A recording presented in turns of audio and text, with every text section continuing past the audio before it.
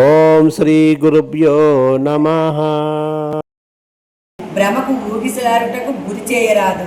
అంటే ఇక్కడ ఏమంటుంది, మన గుణం తెలిసింది మనకి, కానీ అందరూ కలిపి ఒక చోటకి వెళ్తున్నారు. ఎవరికో అనుకుందాం, అందరూ కలిపి ఎక్కడో కార్యక్రమం జరుగుతుంది, పెద్ద కార్యక్రమం అనిపించింది.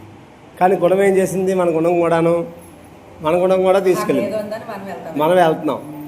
ఈ గుణం ఏం చేస్తుంది, ప్రకృతి విలయతాండం, అంటే ప్రకృతి నుంచి వచ్చే శక్తి ఏదైతే ఉందో ఆ శక్తి ద్వారా గుణం తయారవుతుంది.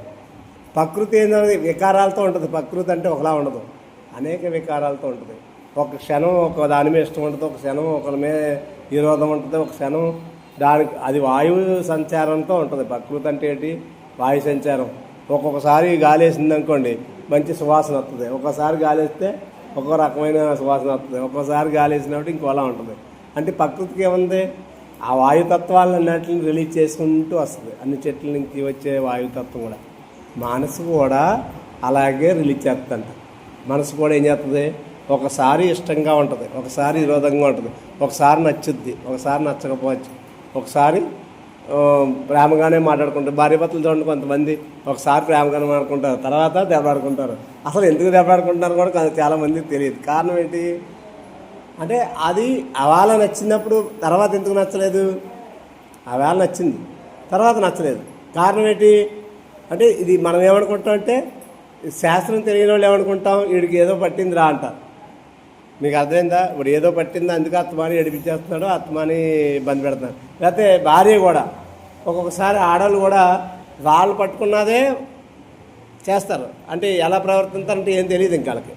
ఇంకా అలా ప్రవర్తింటే ఏమనుకుంటారో, ఇదేదో పట్టుకుంది అనుకుని ఎవరో సాహిబ్ దగ్గరికి వెళ్ళడమో లేకపోతే ఇంకోళ్ళ దగ్గరికి వెళ్ళి ఏ యంత్రమో తంత్రమో ఏదో చేయించి కడతారు.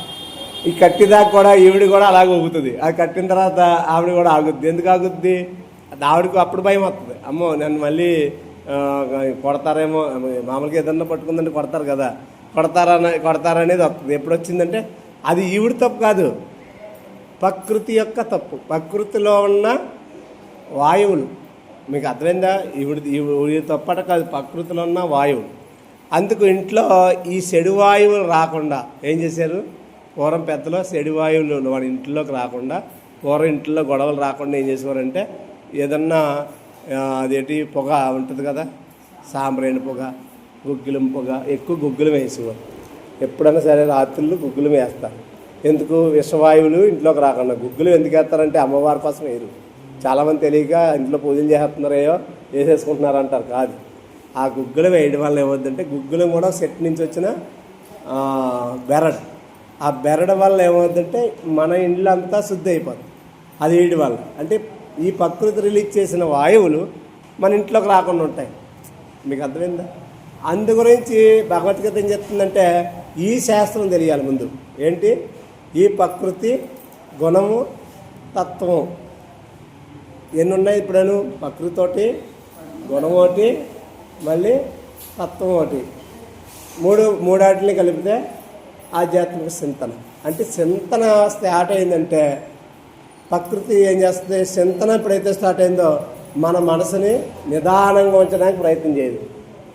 ఎందుకంటే ముందే మనము నిదానం లేదు, మనకి ఇందులో రాలేదు కాబట్టి నిదానం లేదు. ఎవరు మాట్లాడితే అందరూ మాట్లాడుతాం, అక్కడ ఏదో జరుగుతుంది ఇక్కడ ఏదో జరుగుతుందని చెప్పుకుంటాం, అన్ని మనసులో పెట్టుకుంటాం. కానీ మనసు ఇప్పుడు ఎక్కడ ఉంటుంది, బాహ్య ప్రపంచంలో తిరుగుతూ ఉంటుంది. ఎప్పుడైతే ఈ చింతనలోకి వచ్చిందో, ఈ చింతన ఏం చేసింది, 24 తత్వాల కోసం ప్రయాణం చేస్తుంది. 24 తత్వాల్లో మనం ఒక్కో తత్వం తెలుసుకోవాలి. 24 తత్వాన్ని ఇప్పుడు పొడి ఎదుర్కొంటూ ఉన్నాయా తీసిపారడానికి, ఇప్పుడు అదనుకో ఇక్కడ తీసి ఇంకో దిక్కు నెట్టచ్చు. ఆ చెంబు ఉంది, ఆ చెంబు తీసి లోపల పెట్టుకోవచ్చు.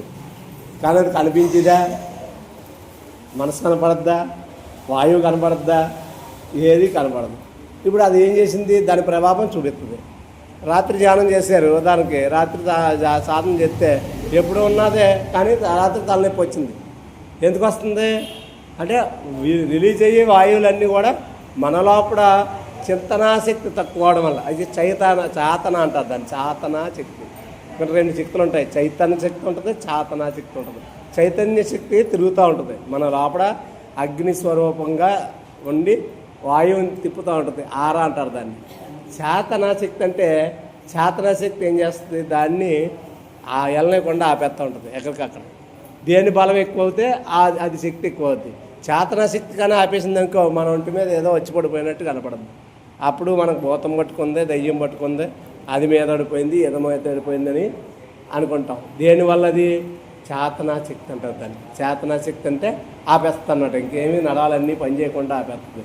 ఆపేత్తంలో ఏమైంది మనకి, ఆ చేతనాశక్తి వల్ల ఏదో వచ్చి పడిపోయింది, భూతం ఏదో పడిపోయింది, ఈవిడి కేకలేస్తూ ఉంటుంది.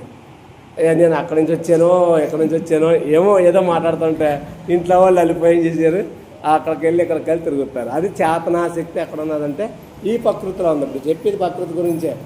ప్రకృతి మన లోపల ఉన్న శరీరంలో 72,000 నాడుల్ని ప్రేరణ చేస్తూ ఉంటాయి. అటువంటి ప్రేరణ అంటే ఏం చేస్తుంది, ప్రేరణ అంటే ఏంటంటే మనం ఆలస్యం పెట్టుకుంటాం. ఇప్పుడు వంట చేయాలనుకోండి, మనం ఒక కూర వండాలనుకున్నాం, మీ అందరికీ అలవాటైన విషయం.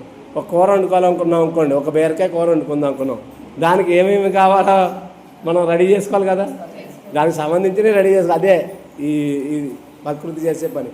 ఏది చేయాలనుకుంటున్నామో అన్నిటికి దానికి సంబంధించిన పోపులు, దానికి సంబంధించిన మిరపకాయలు, దానికి సంబంధించిన కరివేపాకు ఇవన్నీ ఒక పక్కన పెట్టుకుంటాం, ఉల్లిపాయలు అన్నీ.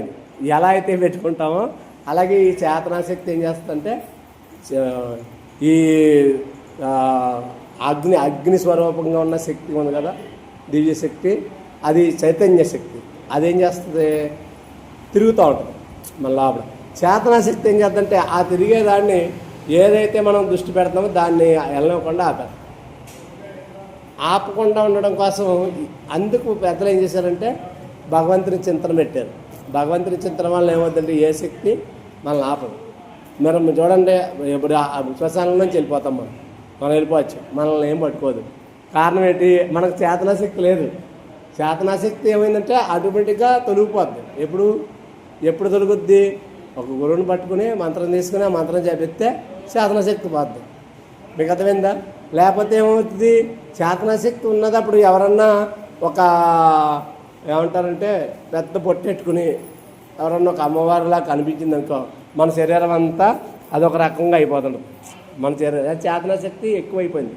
అది ఏం చేద్దంటే ఒక గద్ది చెప్పి వాళ్ళ ఇంటికి వెళ్ళనుకోండి, ఇలా ఈ వీధి పండ్లు ఉంటాయి అక్కడ, అది చూడగానే ఒళ్ళంతా ఏదోలా అయిపోతుంది. అంటే చేతనాశక్తి ఏమైంది, డప్పులు వినబడ్డాయి ఇంకో ఎక్కడన్నాను. ఈ చేతనశక్తి లోపించి ఎక్కువైపోయింది కాబట్టి ఇది ఏం చేద్దంటే ఈ లోపలికి ఆ తరంగాలు వచ్చేసి వీళ్ళు ఎక్కడ ఏదో వనకు వచ్చేసినట్టు ఊగేస్తుంటారు. ఎంతమంది పట్టుకున్నా వాళ్ళు ఏం చేయలేరు. ఏంటంటే ఇదంతా ఎక్కడున్నది, ప్రకృతిలో ఉంది. ఇప్పుడు చెప్పేది అదే, ప్రకృతిలో ఉన్న శక్తిని అంతని, చేతనాశక్తిని ఎప్పుడైతే ఎవరైతే మానవుడు దాన్ని తగ్గించుకుంటాడో ఈ గుణ విభాగం తత్వం ఏర్పడుతుంది. అంటే గుణం ఏంటి, గుణం ఏం చేస్తుంది, మనం ఏం చేస్తున్నాం, మనకి ఎలా ప్రవర్తించాలనేది అప్పుడు ప్రారంభమవుద్ది.